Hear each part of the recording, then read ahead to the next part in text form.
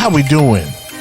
I am your host, Robert T. Gardner Jr., also known as Dr. Rob. Welcome to Station BOB. And let me tell you a little about thee. I am a kid from a Harlem hood who turned out good. I got educated like I should. Now I know how to help you grow to become the best of your being in life, love, and work. With that said, I am here to provide you with some clarity associated with the perplexity of the challenges in your life, love, and work. So, without further ado, let's get down on it. Enjoy the show.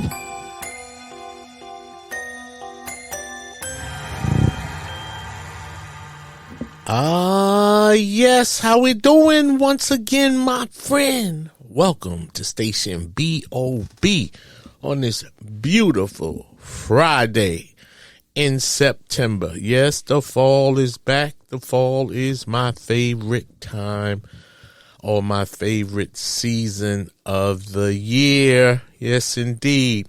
So how we doing? I'm Dr. Rob, and welcome to Station BOB, where you listen to learn how to become the best of your being in life, love, and work. And so, of course, today I have another wonderful topic of discussion for you. I guess this is entertainment, but it's also hopefully informative and educational, because today's topic is the things we do for love, aka the crazy things we do for love, part 3.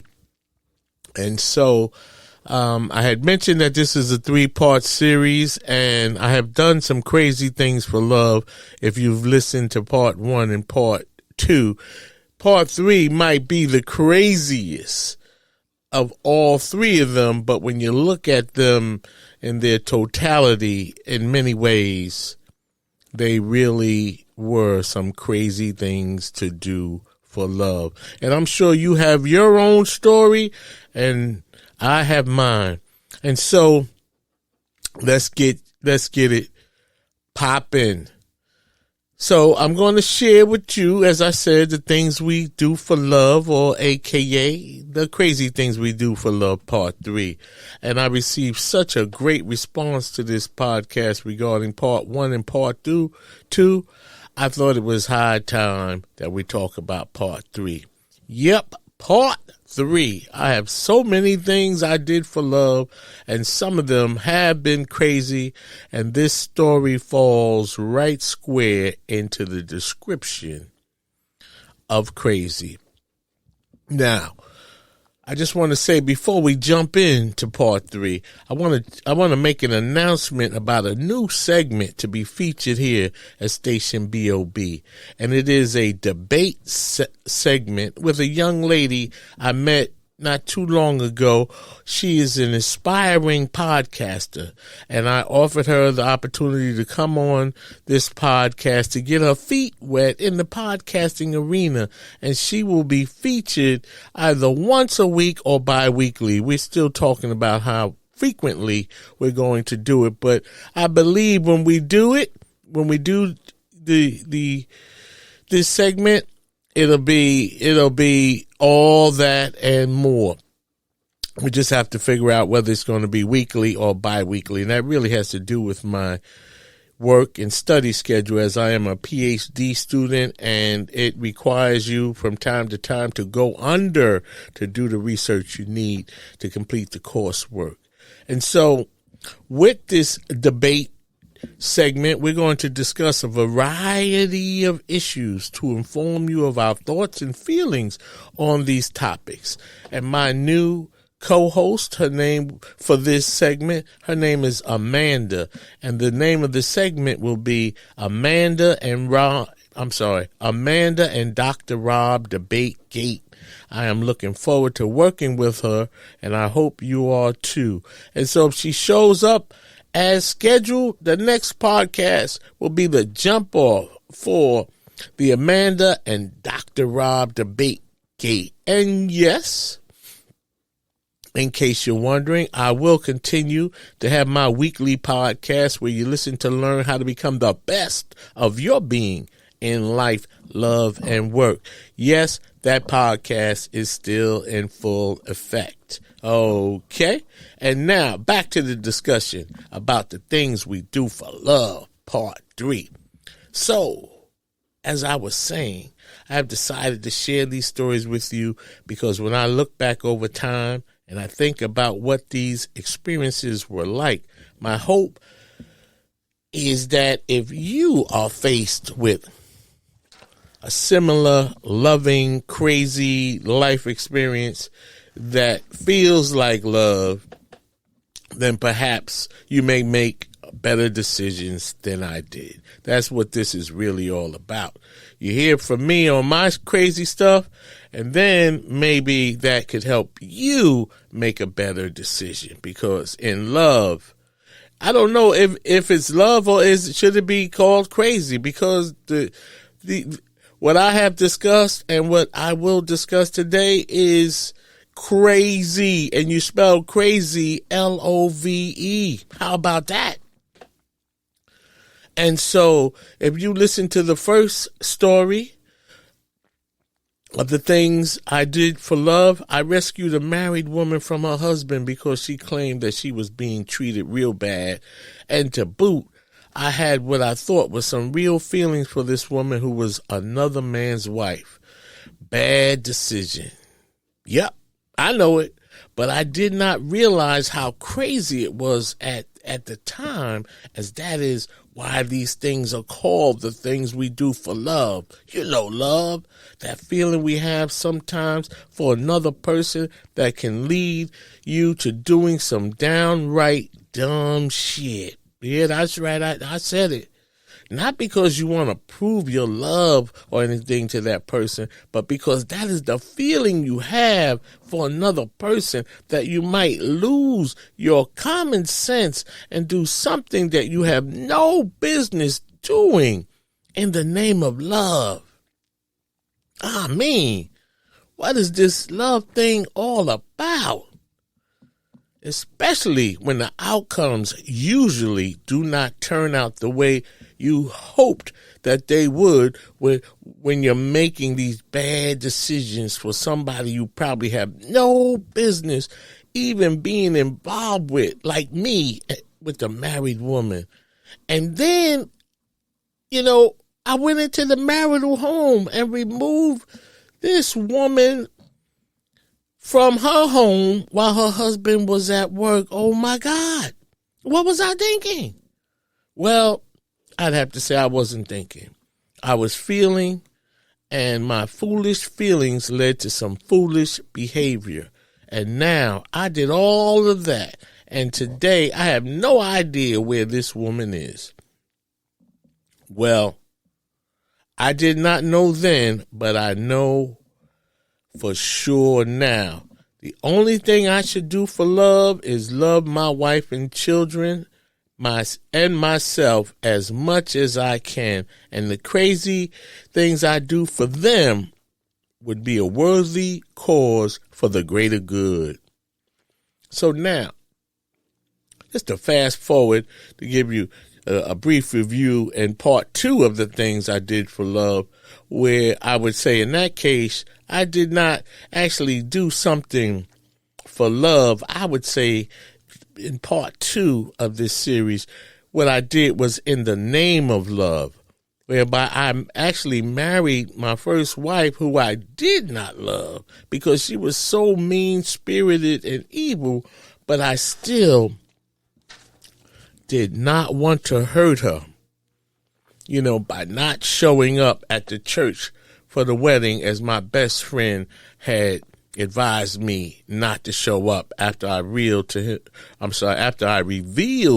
him on the way to the church that I was getting ready to marry a girl I did not love. But, B-U-T, in the name of love, so as not to hurt her, I married her anyway, and that was a very bad decision on my part, whereby I put somebody who was not worthy of such a foolish sacrifice on my part. I put somebody ahead of myself, and it was a disastrous experience in so many ways because she spent most of our time together trying to hurt me. And even after our divorce, it seemed like all of her time went into hurting me and not allowing me to spend time with our daughter on the weekends without a fight. Now, I must, in a strange twist to that story, that marriage had more than a happy ending, and that it was that experience that inspired me to do what I'm doing today in order to help people to not be like me and make the same mistakes, to not only partake in a bad relationship and then make the insane decision to marry a woman I did not love because I saw the signs of her poor relationship skills. But what I'm really trying to say is, as a result of that experience, I have done some great things. I have authored 3 self-help relationship books. I went back to school to get a second master's degree in social work, and now I am a therapist working with people to help them navigate through their challenging life experiences and relationship experiences with themselves and with others. And that experience also inspired me to do public speaking events. There have been book sales, and now I'm doing a podcast. And currently, as you know, I am working on a PhD to further my research on the emotional deficits of people and how to help them turn their emotional deficits into resilience, emotional intelligence, and high self-esteem so that they may find healthy relationships with themselves and others. And so, it seems that one of my worst life experiences, something that I did in the name of love, actually has evolved into what has turned out to be my best life experience based on what I'm doing now to make the world a better place as Dr. Rob. So how do you like that? As they used to say, how do you like them apples? And so, with that said, it is time to move in to part 3 of the things we do for love. And I think this is a good time to step aside to let a promo in, and then we'll pick up the story on the other side. Have you read any good books lately?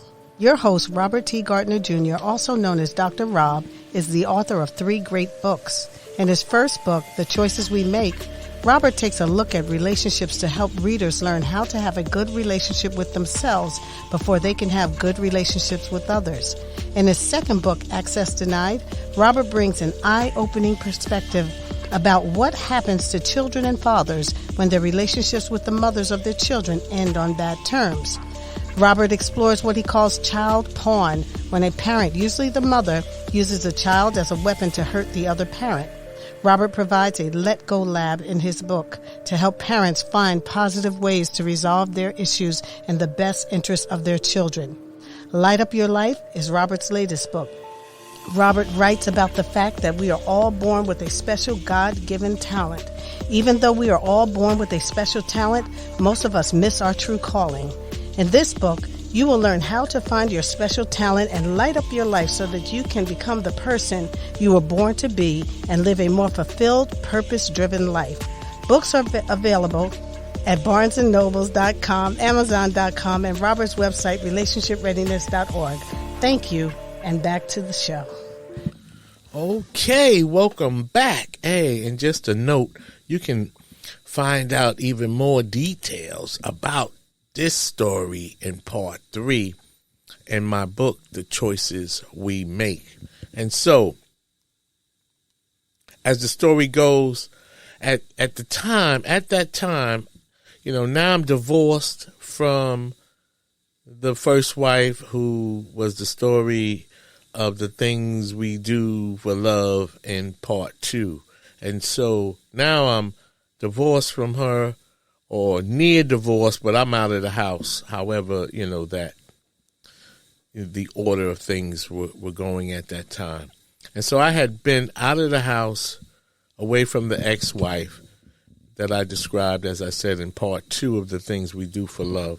And so now I had a great job. I was making good money, and I was working on a job, doing exactly what I went to school for, human resources and labor relations. And I had just found a nice apartment, bought a new car, an Acura MDX, and I lived in an area nearby where my daughter from that marriage lived with her mother. So I was so straight in so many ways. And it was a new chapter in my life. I was dressing nice. I was rolling. I was focusing on myself, just doing my thing for show. And of course, I was minding my own business, and I was just moving forward with my life. Then one day, I met the woman who I am married to now.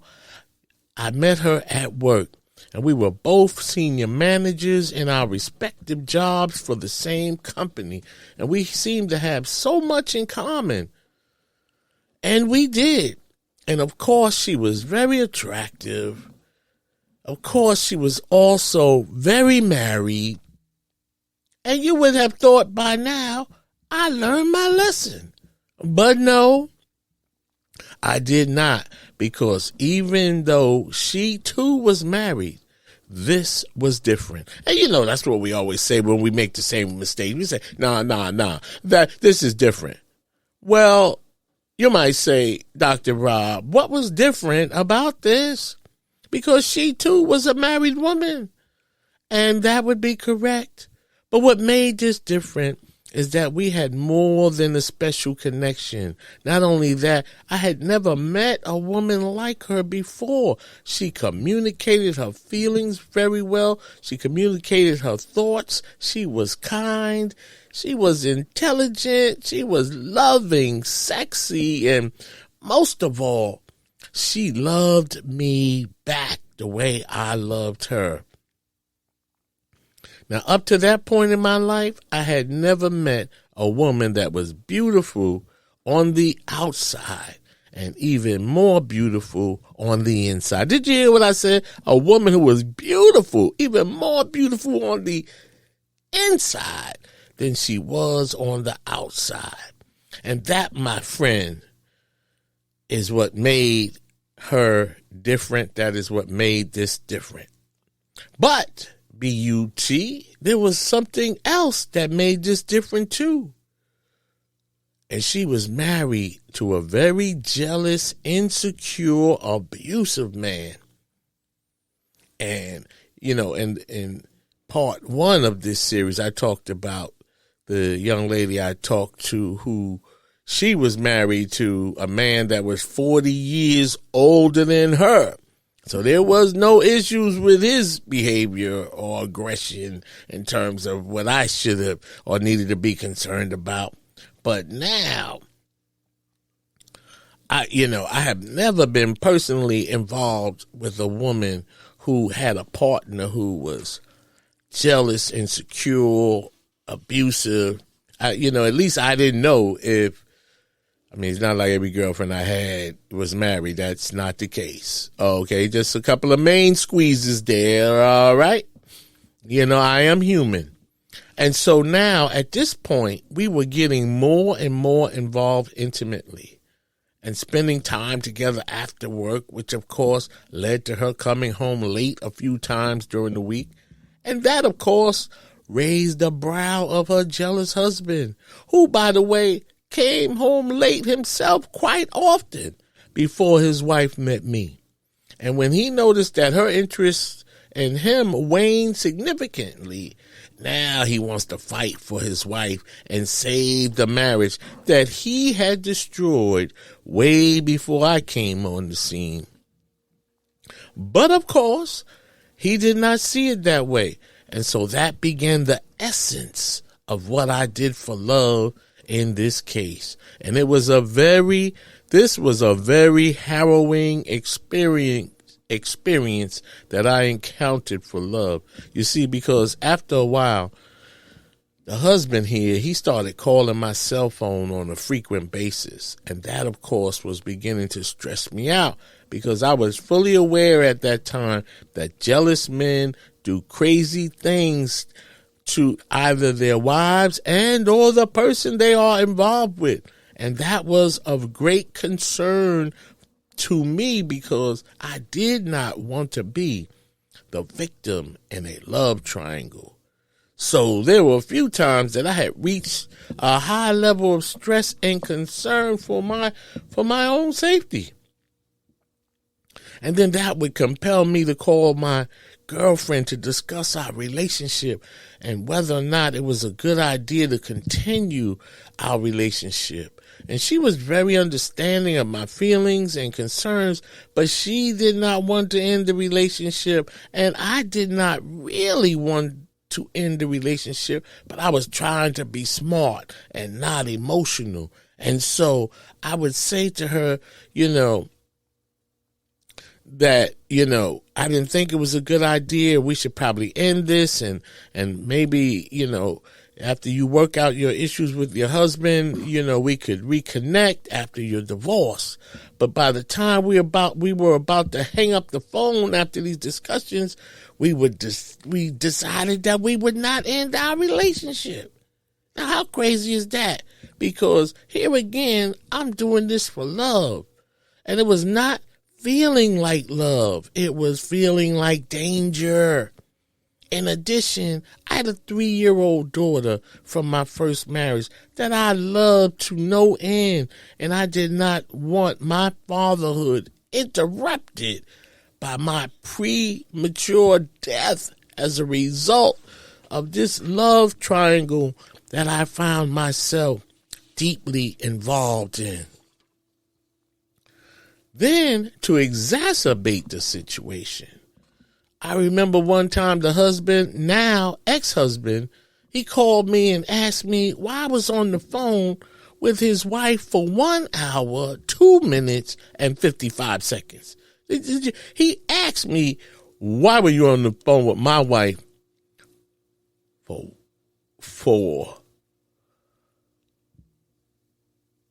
1 hour, 2 minutes and 55 seconds. And when he threw in the 55 seconds, when he threw that in there, I knew this was not a good situation for me.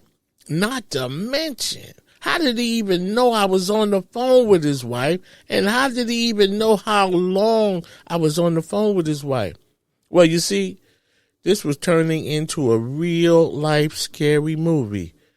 You see, he and his wife, ex-wife now, I just have to, I don't want to confuse you, but I got to clarify who the characters are or were in this story. So he and his wife, they had Nextel phones because of their jobs. And you may recall the Nextel phones were a popular cell phone in the early 90s because they had this walkie-talkie feature. People used them for security, because they worked like walkie-talkies and telephones or cell phones at the same time. And what made this situation really scary for me is the husband had a friend who worked at Nextel. And so every time I talked to his wife, I found out that the friend would send him an email that was a record of the call. And that is how he knew, exactly how long I was on the phone with his wife. Now that's scary. I mean, what say you? But it gets better. My girlfriend, his wife at the time, we used to talk about how, she would tell me about when she was at home with him and how he would tell her things about what her and I had discussed on the phone. And it was scary how he knew about the topics, the dates, the places we discussed where we planned to spend time. And as it turned out, the husband had purchased one of those television, with the television screen, one of those infant baby watching devices where the parent can be in one room and see and hear the sounds, the baby was making in another room. And he put the communication device, that part of that device in the room where he stayed in the house after he and his wife, after they started sleeping in separate rooms. So when she would call me from their home on her cell phone, he could hear, because he set this device up under her bed and his bed. And so, I'm like, this is getting crazier and scarier by the minute. And so, I could stop right here because you see where this is going, right? You see where this is going. It's getting crazy about a minute. And I believe you would understand if I stopped right here and you'd be like, yeah, Dr. Rob, another crazy thing you did or we do for love. But I will not stop here. And so, I would have more discussions with my girlfriend, his wife, about whether or not it was a good idea for us to continue our relationship, because it just did not feel safe for me to be involved with her like this. And of course, we would choose to stick it out and believe that one day this would be behind us and we would be able to live happily ever after. Oh my God. I got to take a deep breath even just talking to you about this. The things we do for love. It seemed like the more I decided to stay together, the more I became stressed. And I was stressed because men like this do not operate in a fair way.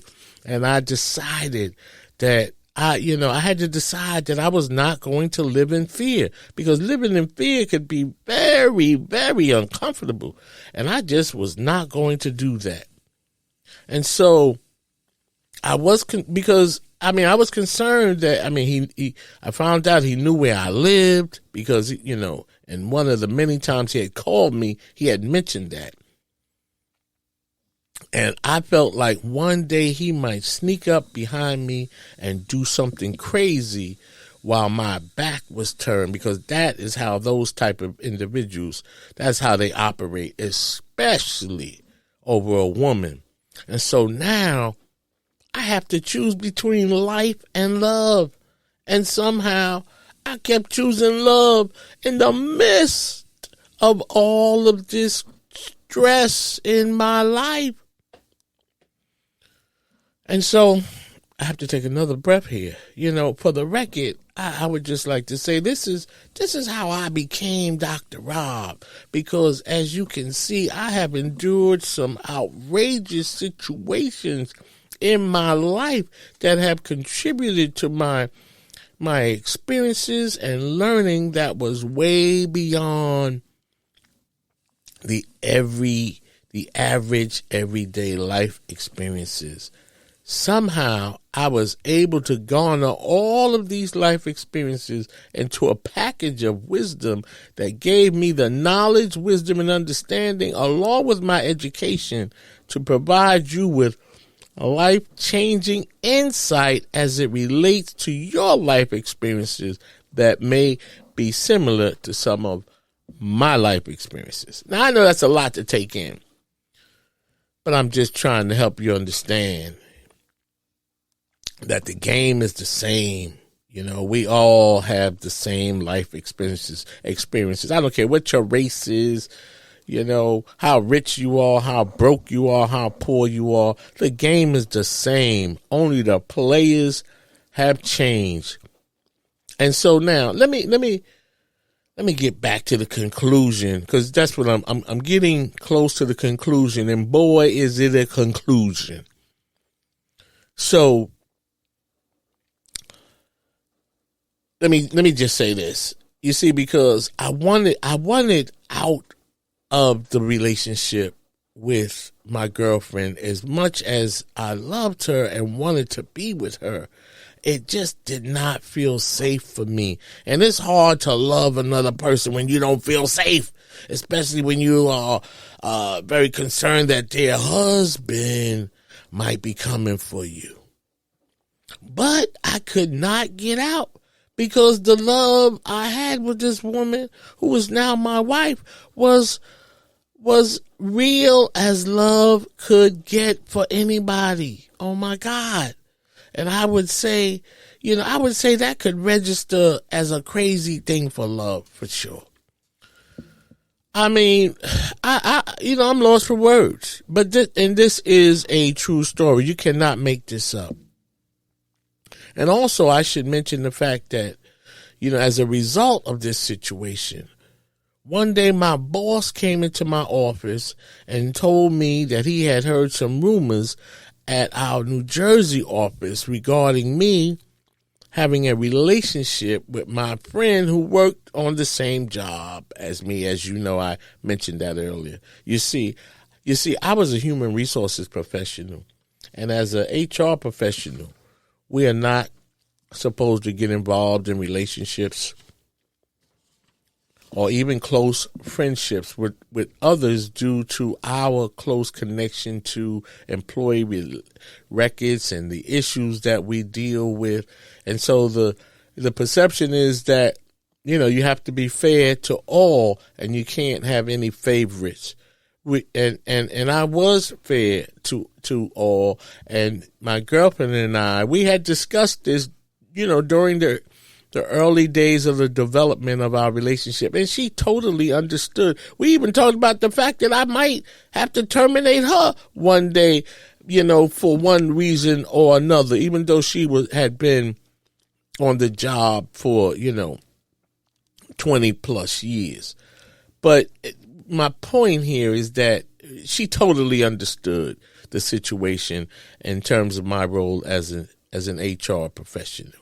In addition, she was not at all interested in knowing anything confidential about other staff members. As a matter of fact, she probably knew more of their business than was in the records, because she had worked with, many of these people for so long. And our relationship was about our relationship. But, B-U-T, there is that perception that as an HR pro, you have to stay above the fray and not get involved, because there is a perception, that, I should remain clear of fraternization. And I have to also share with you what prompted my boss to approach me about the rumors he heard was the fact that my girlfriend's husband had been calling the job at the location where she worked, and he was telling her colleagues that I was involved with his wife. And the rumors spread like the gospel. Consequently, for me, that led to me having to resign from that job. And my boss told me that it took him a week or more to make the decision to ask me to resign because of that relationship, because he and I had a great relationship. Oh my God, he was the best boss I ever had. But I broke a rule and I had to pay the price, and I accept full responsibility for that. And all of this was a result of the things we do for love. I love that job. And when I resigned, though, my girlfriend, who is my wife now, but at that time, she was my girlfriend. And she told me, I'm out of work, and she told me that we are in this together, and I have nothing to worry about. And I have to say, she lived up to that. And 15 years later, we are still happily married. And it was well worth the sacrifice, even though it does not always work out like this for everyone. So I was beyond blessed in this situation. And so just before I share the climatic, tumultuous conclusion of this story with you, I'm going to step aside and let a promo in, and we'll pick up on the conclusion on the other side of the break. Relationship Readiness Life and Work Preparedness Services, the place you come to for coaching, consulting, and counseling in life, love, and work. We are a multi-purpose service organization that will coach you up, educate, guide, and motivate you to succeed. We provide management training and consulting services for all businesses in the areas of employee relations, unionized employees, progressive discipline, the annual review process, and emotional intelligence to develop effective leaders for your organization.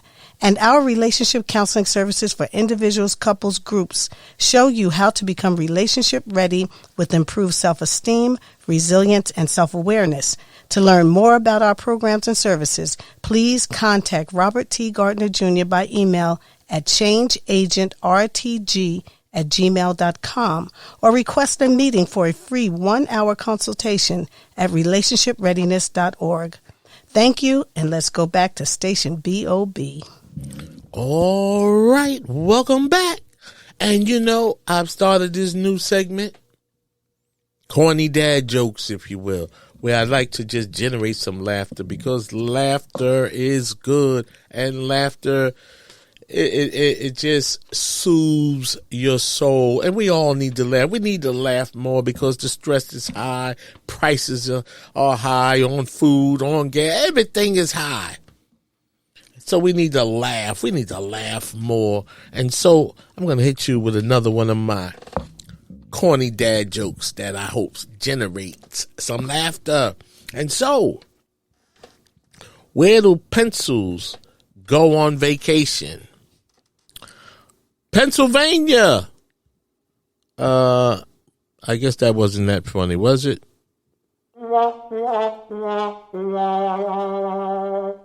Well, I tried. I tried. Laughter is hard.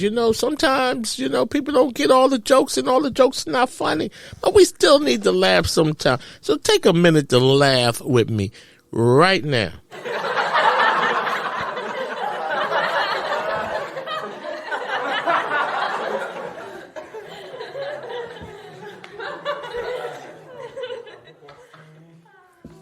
Okay. I got to get with the research department on the jokes because that was not a good one. I'm going to try to make up for that on the next podcast. Okay. And so let's bring this story home. The things we do for love, all the crazy things we do for love, part 3. And so now let's get to the climatic conclusion. And so all of the stress and anxiety, I was feeling came to a head on February 27, 2004, which just so happened to be, ironically, the same day I had moved out of the house of my abusive ex-wife in 2003. I mean, it was the same day, 1 year later. How crazy is that? Now, this is what happened on that dreadful day. I had spent that day, with my girlfriend. We took off work at my apartment, and so now, she got to get back home. And so we're walking out. I'm walking her out of my apartment back to the parking lot, and suddenly her Nextel phone is ringing, in the walkie-talkie mode, and the husband is telling her, he's saying, "Pick up." He's using her name, "Pick up. Now, pick up." And she would not answer the call. I even told her, answer the phone, just to find out, what he wanted, what he's up to, and perhaps where he might be. We need to understand what's going on with him. But she refused to answer. And when we stepped outside of my apartment building heading to the parking lot, we heard a car speeding down the hill. Boom.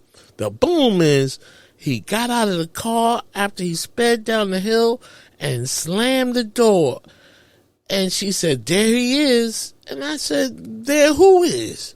And sure enough, it was her husband showing up at my apartment to confront me about my involvement with his ex-wife.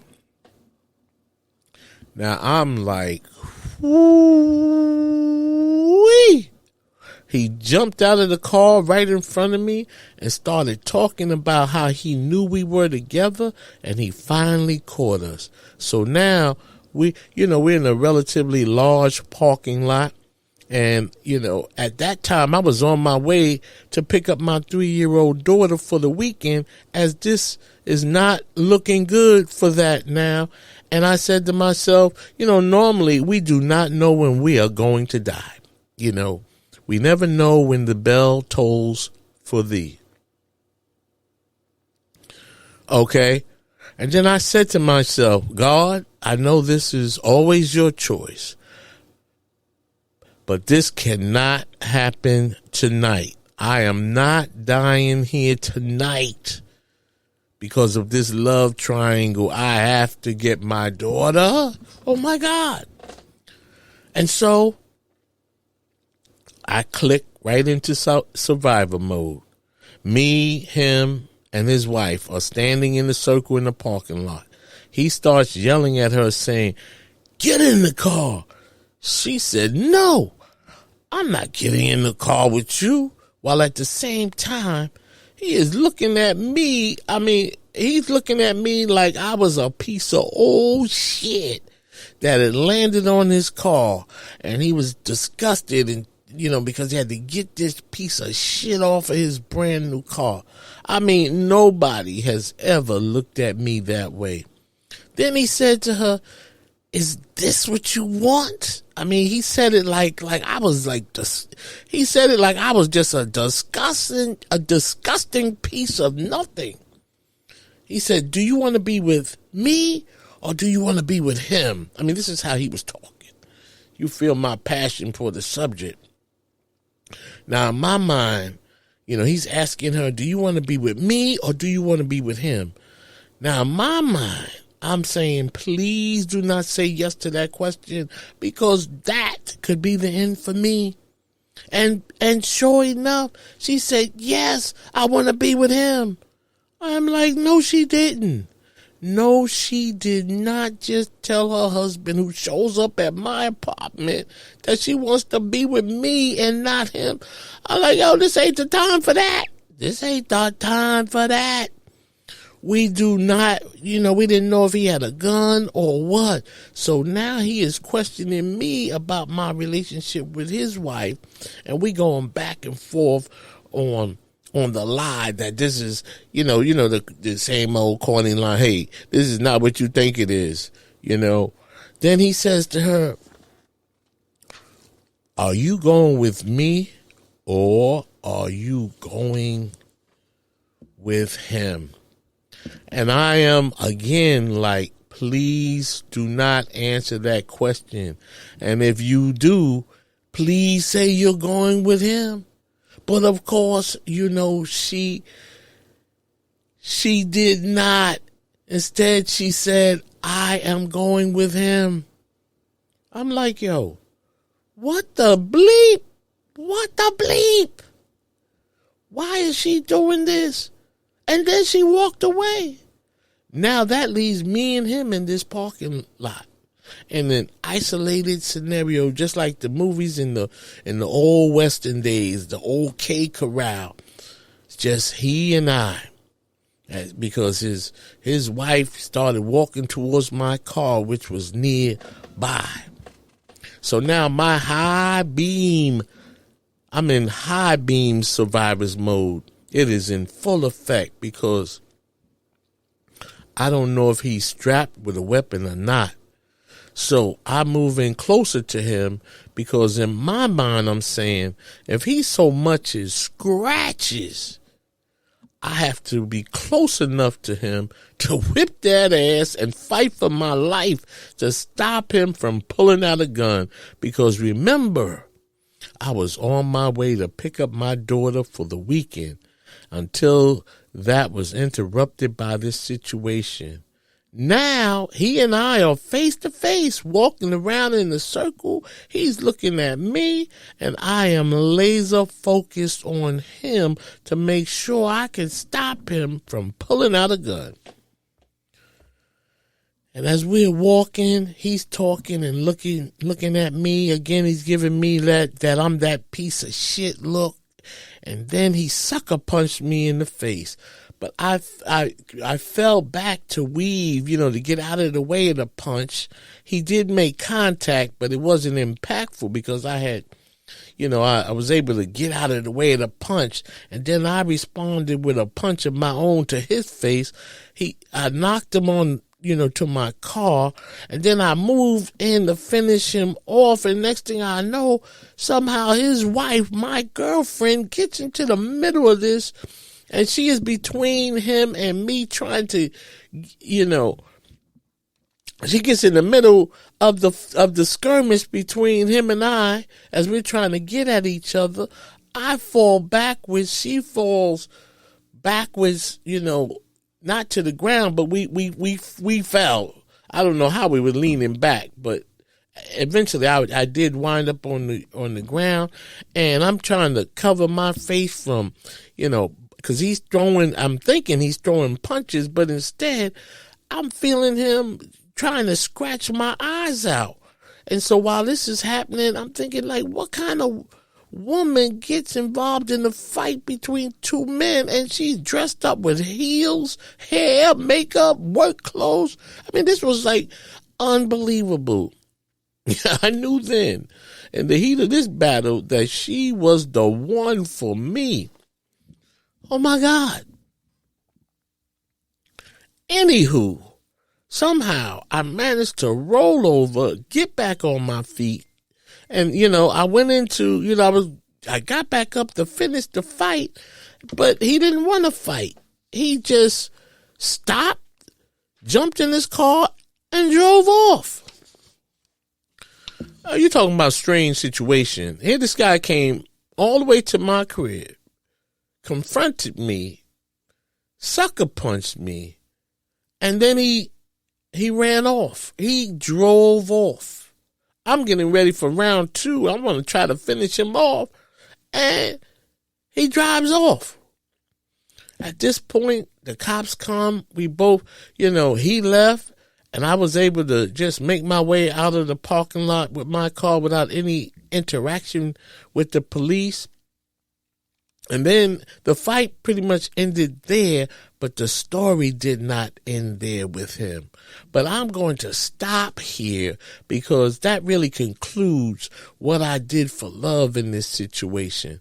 But he went on to sue me for an injured finger he claimed was damaged during the fight. Meanwhile, we didn't throw more than 1 or 2 punches, and he barely made contact with my face.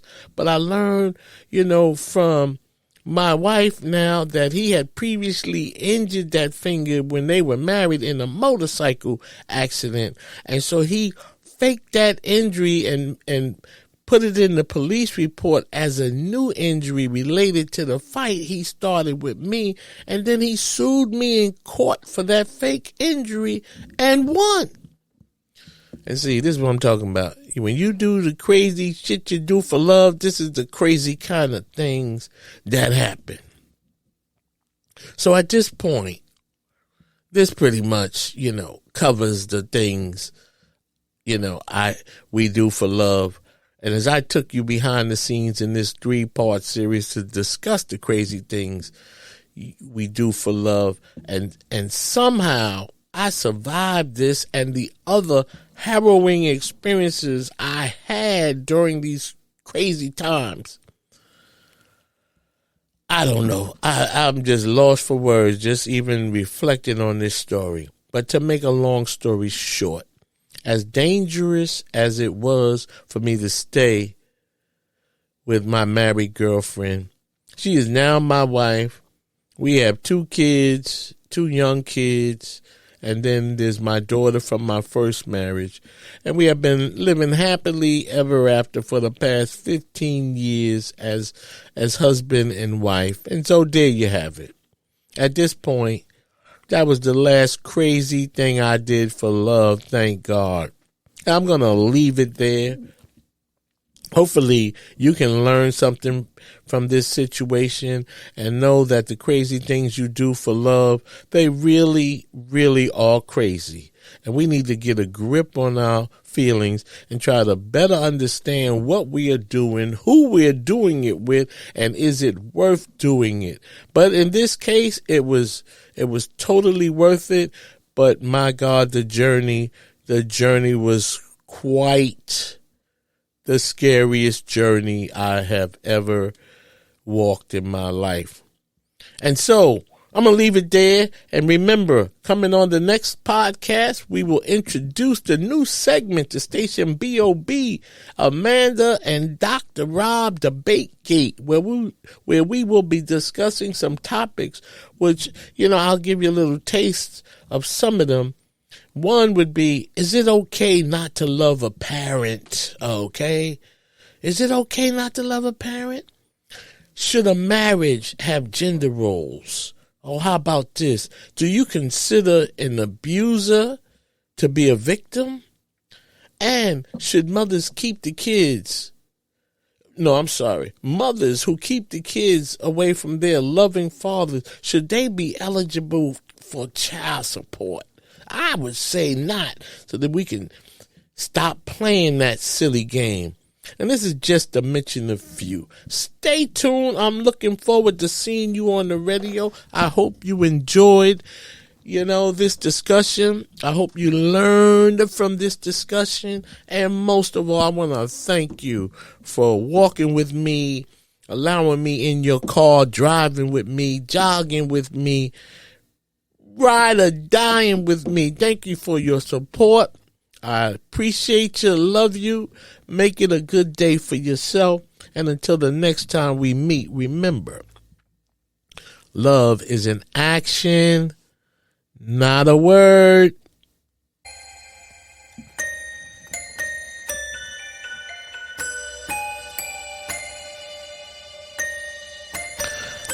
As we wrap up this show, I hope this topic helped you to grow.